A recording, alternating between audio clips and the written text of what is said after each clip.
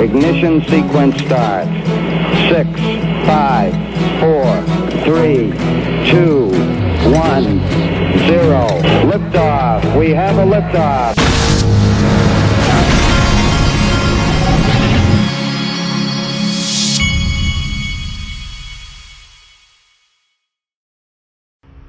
Hey everybody, this is the Digital Asset Investor, and I have just been informed by the man himself, John Deaton, that at 5 o'clock Eastern time today, this Friday, he's got a major announcement.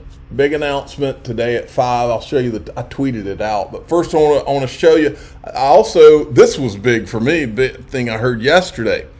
Turns out that Link2 is planning to go IPO next year, and I'm assuming they start at the beginning of the year to go in that direction. That's all I know right now. Link2, just so you know, Link2 shares themselves, I have Link2 shares, they're on the platform right now, okay? And Link2 has now announced that they are going to go heading to IPO starting next year. That is pretty huge. I just announced this yesterday. I think it was yesterday, where they've had 300,000 members now. So it's going to be very interesting. Now, this was John Deaton's announcement. Big announcement, 5 p.m. Eastern time today. It's going to be in his Twitter handle. So John E. Deaton, this is John's Twitter handle right here. John E. Deaton 1. And so I will be there listening. You should be too. That should be very, very interesting. I don't know what kind of announcement we're talking about, but I do know there's a couple of things I know. One thing I know is that John, as well as all of us, has been very interested. Actually, I don't know. I'm not going to expound on any of it. I have no idea. I'm not even going to try to guess, because I don't want anybody to think that I planted some seed. 5 o'clock Eastern time. That's it. All right, check this out. Let's see how many views we have on this little video right now. 16,000. Hadn't been up very long. Hey, Stephen Narioff, I would love to sip a glass of wine this Friday evening while reading or listening to your thoughts on this video clip. Stephen Narioff obviously thinks that a lot of the Ethereum founders tried to submarine him and hang something around his neck. I'm not saying this founder here was involved in anything. I'm just saying he's obviously got some things to say, and I'm hoping that he'll be coming out saying them soon. Listen to this. This is Laura Shin. She interviewed Vitalik Buterin and then interviewed his dad as well. On a related note, I wanted to ask also about... This is from July and August of 2020. Stephen Narioff, a technologist and lawyer who helped Ethereum with its crowd sale. He was charged with extortion of a company that was trying to hold an ICO in late 2017. And between this and Virgil, I wonder, do you feel Ethereum in general needs to do a better job of vetting the people who become involved with the foundation or other core members of the project? Stephen is definitely a separate case. Like Ethereum before about 2015, like there's definitely, this founding team, and the founding team had like a lot of characters that today I definitely don't approve of, and at the time I had no idea how to even like tell apart good people from bad people, and pretty much everyone seemed reasonable to me, and so like at the time I definitely didn't have the ability to kind of detect the problems in someone like Stephen Narioff. And I think since then, the Ethereum Foundation has gotten much better. Since then, like a lot of the kind of characters that caused us a lot of damage at the beginning, we've successfully distanced ourselves from. And he must be fine with Joseph Lubin. Kind of more recently, we have a team that, in general, Lubin's not shady at all.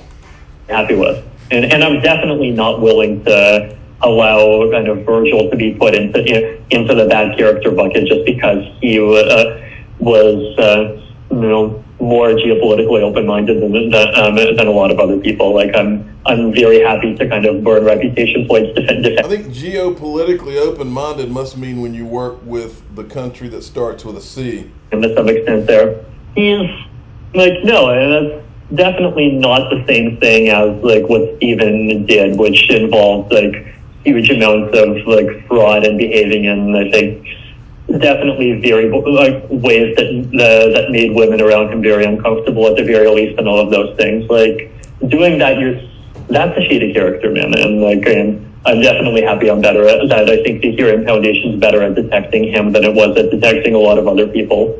But Virgil's still a friend, and I'm looking forward to him no longer being in house confinement soon. And one of the threats that had been hanging over Ethereum for a few years was whether or not Ether would be considered a security, or whether or not the SEC would go after Ethereum for its crowd sale. It eventually became apparent neither of those things would happen, but were you ever nervous for Vitalik? I wasn't. Yeah, I mean, I remember that time, and on your interview, you were talking about some of the space, like the guy Steven Nureyev, right? And I remember there was a conference in Toronto, I think it was maybe 3 years ago.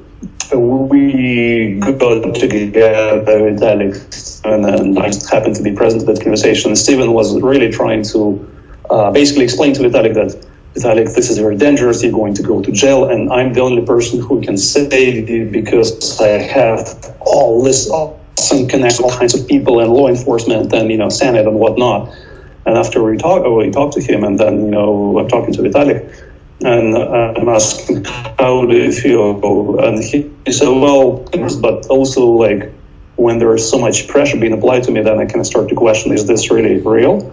And I said, yeah, I mean, that's kind of how I feel about this too. And how to put this at Vitalik multiple times, right? And him, end of the day, that he has his heart in the right place, as they say, right? So I'm pretty sure that, and then again, law enforcement and those branch.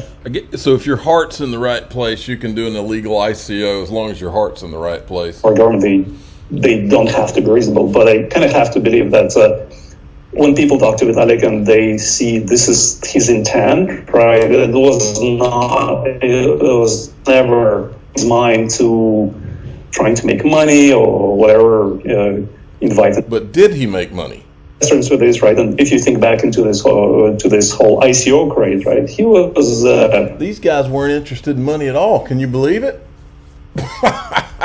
Constantly warning people that this is likely to blow up, right? So it was a bit of concern, but it was not a huge concern.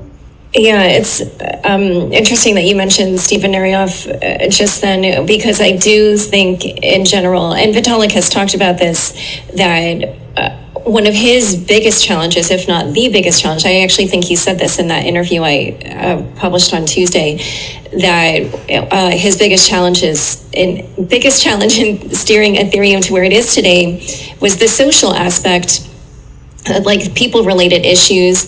And was that something that you were aware of during, while he was trying to help grow this network? And did you try to help him at all with that? All right. And then John Deaton says, I have a comment. I'd like to hear John Deaton's comments on that too. And look, Mr. Intuitive, the official cool guy of the Digital Asset Investor channel and the official cowboy of the Digital Asset Investor channel, both would like to sit back and listen as well.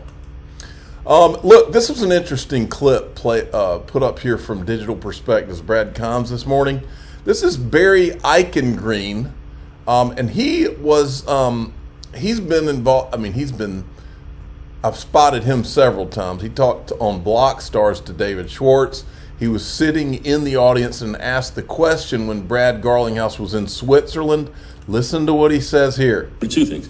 One, what is the level of penetration that you're expecting for both RippleNet and XRP using CBDCs and private company stablecoins, perhaps, for transfers, including use by central banks?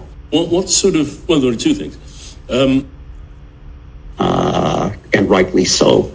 I think even more importantly, other countries would hesitate to allow China's CBDC to be used domestically for fear of currency substitution. If people moved China's ECNY for transactions, they would lose control of their own monetary policy, which is something that even smaller countries value. They would lose the ability to act as lenders of last resort to their banking and financial systems. So if this is going to happen, if CBDCs are going to be used cross-border, there has to be a mechanism for different national CBDCs to be exchanged for one another.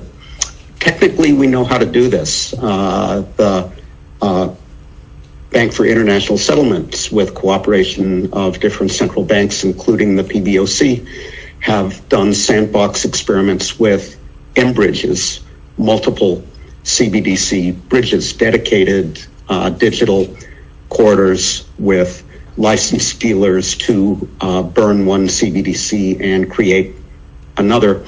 We also know technically how multiple CBDCs could run on a single blockchain. That would be a different technical solution to the problem. So we know how to do this technically. We do not, however, know how to do it politically.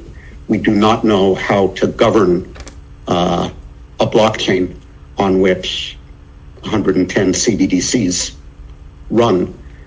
Who sets the rules? Who designates the licensed dealers?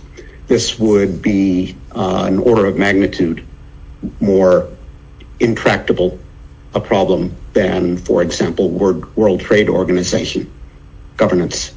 If we can't do this on a global scale, can we do it on a regional scale? What about a China-centered CNY bloc? It's conceivable that China and its close neighbors, come allies, could agree on a M-bridge or a blockchain with multiple CBDCs. Perhaps, maybe, but trade between China and the West will almost certainly remain extensive, except in the most dire of scenarios. And if trade between China and the West remains extensive, an ECNY would still be useless in that connection. So my conclusion is that there may be slowly increasing use of the conventional Chinese renminbi in trade between China and other parts of the world, but not Chinese CBDC. And the rise of the conventional Chinese renminbi will almost certainly remain gradual. The dollar will almost certainly remain dominant for the foreseeable future. All right, I think he's a professor at, I want to say it's Berkeley. I'm going to skip this one because I want to get to this one. This is Christian Carlo. I'm assuming that Kevin Mole is ex-Ripple, now at Western Union. That's this guy. This is Christian Carlo, who's with the Digital Dollar Project and was he's the ex-CFTC chairman. Listen to what he says. Like stablecoins, so that's the way the future should be. Because the future is going to be all of the above. We're like in a Cambrian ecological explosion of activity, and the future is going to be all of the above. And we need to make sure that we're out there expressing what our values. And of course, there's the decentralized world. And we need to make sure that governments that launch a CBDC don't try to ban, as China's doing, decentralized world. So we need to think broadly about the future and be as active as we can to bring these values of a democratic and free society. Cambrian explosion. I've heard that before. Chris Larson on stage with Michael Arrington. I think it was at TechCrunch or I think it was Michael Arrington's conference. Watch. A replacement for SWIFT and correspondent banking. How do you get all of the payment providers, all of the wallets onto ILP? And then how do you use XRP as on-demand liquidity so that all of these providers don't have to keep balances all over the world because the process is so inefficient? We think that's the winning kind of killer app. And then I think last group talked about a Cambrian explosion. Yeah. Then you get that Cambrian explosion. Right. I'm the digital asset investor. I'm not an investment advisor. This is for entertainment purposes only. Please subscribe, hit the like button, and tell your friends and family Link2's headed to IPO early next year. Thanks for listening.